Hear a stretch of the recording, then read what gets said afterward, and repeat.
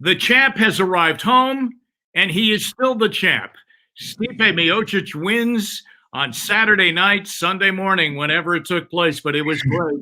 And the trilogy, round 3 goes to him. Stipe, congratulations. What a battle, what a rivalry, and man, were you ready to go. Yeah, I'm just happy the way it went. It was a great fight, honestly. He brought it.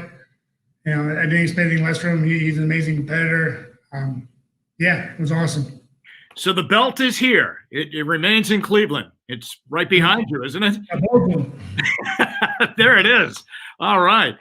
Tell me this. As the fight is going along, do you know you're ahead in your own mind and you know what's going on? Did you feel you were ahead?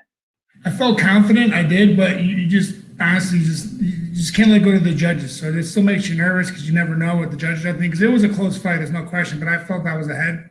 I was doing a lot more strikes landed for me, power strikes, significant strikes, and a lot more kicks, a lot more, just more diverse. I felt more control of the octagon, like push him up against the cage well with the clinch work. Yeah, I felt confident, but at the same time, you can never let go of the judges sometimes because sometimes they don't see it the same way you do. So you don't want to leave it in their hands. You want to take care of it yourself. Yeah, I was trying to do the second round. He just the bell, came too quick. What was the atmosphere like with no fans? I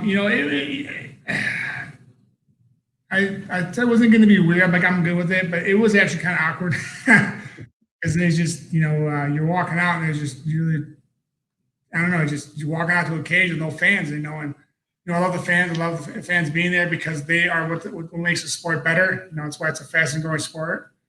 And, it was weird, but at the same time, I'm actually going to an octagon with another man trying to beat me up while I'm trying to beat him up. So it's kind of fair fight, either, you survive or you don't. Tell me this, as in the lead up to the fight, you said you were ready and you said your team was ready and that they had you ready. And I have to tell you, when we saw the pictures of you in the weigh-in, you really did look ready. So the team factor of them getting you ready and you just knowing what you needed to do to go into the fight, it really worked.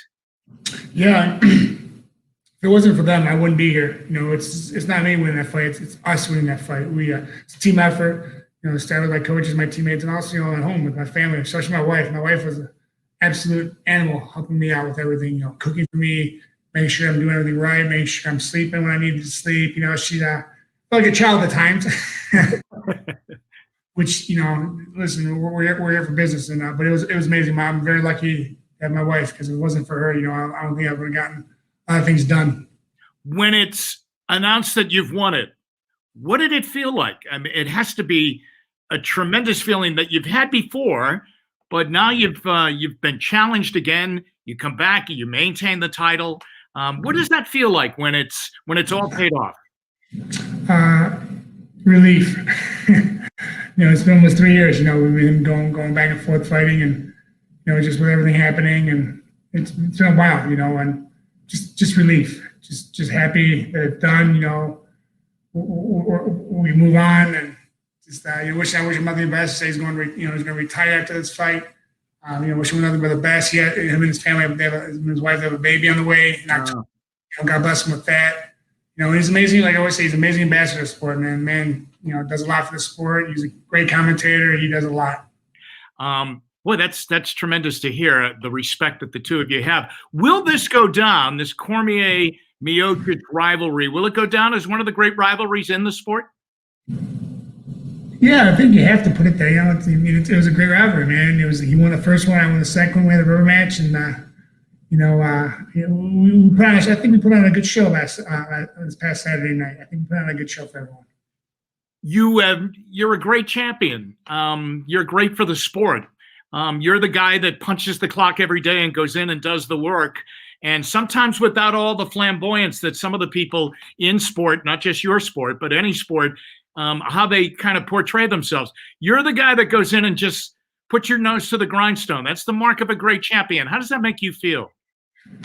It feels good. I think it's the way I raised. I'm from Cleveland, and we're just go and do our thing. We don't worry about talking smack. We're going to go and do our job and walk out. It's this the way it is, and it's how we do it here in Cleveland, I feel like. And, that's just the way my mother raised me. Just we're, task at hand and worry about what you got to do, and good things will happen. So now you go back to the regular jobs, right? Husband, dad, everything else you do in your life? Oh, yeah. First thing in the morning. I got home yesterday around 6:45. Oh, yeah. So excited. Honestly, I wouldn't change it for the world. I loved every second of it.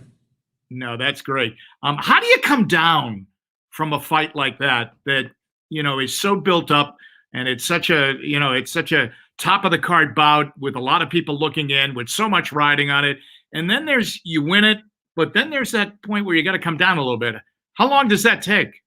About 6:45 this morning when my daughter woke up and went to breakfast and had to change a diaper, and yeah, it's reality. It is. I have to ask you, what's next? What is going to go on now? Do you sit back and evaluate? Yeah, definitely. I'm healing up, a little banged up. Yeah.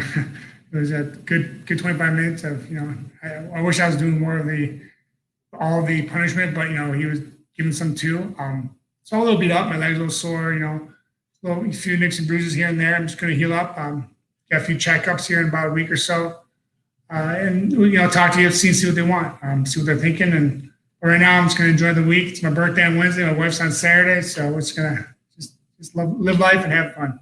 Gosh, so it's your birthday coming up, your wife's birthday. What a week! What a week this is. I know, right? And it was just like last year. We fought on the 17th. My birthday was 2 days later. And hers is on the 22nd. So it was it's pretty great. And just going to enjoy the pool. And not worry about working out in it. I'm actually going to enjoy it, and can't beat that.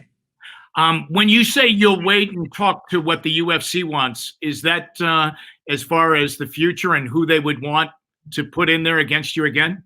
Yeah, definitely. I think just let me heal. I have a medical suspension. I got to look at how long it is. I don't think it's that long, but I just have to look at the paper and see what they said. But yeah, once I heal up and then we start talking, see what's the next best thing and what they want, and see what I want. And usually I don't really care. I never really had what do they say? I can fight or fight. I really haven't said no. So whatever they come with, we'll talk, figure it out, go on from there. Wow, but you would like to fight if it's in the making, you would do it? Yeah, if there's something good, yeah, of course, sure, of course. Yeah. Tell me this: did you feel support from Cleveland? Oh yeah, it was great. It was pretty amazing. I got a lot of text messages and a lot of people calling and texting after the fight. I think I had over 300 some text messages in about 20 minutes. And I kind of throughout the rest of the day, yesterday and today.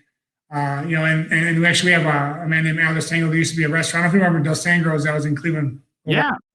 Well, they actually own a restaurant now in Vegas called Giuseppe's, and one of his family members works at the fire department out there, and they actually brought the ladder to the apex, and they put my name up there. It's pretty cool. Oh, that's great. A lot of people were out and wanted to watch the fight, okay? And then everybody would like to watch it in their favorite watering hole.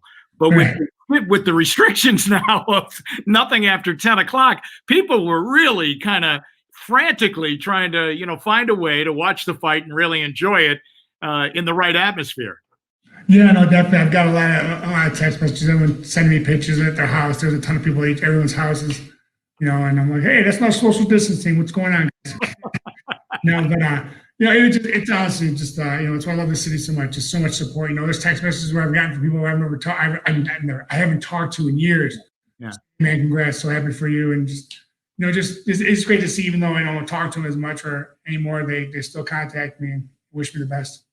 Well, I'll tell you what, we're really proud of you. I mean, I have to tell you, our hearts were with you on Saturday night, and hoping that you'd pull through, knowing that you were ready to go, and you're just a great champion, and you're our champion, and you always will be. And happy birthday!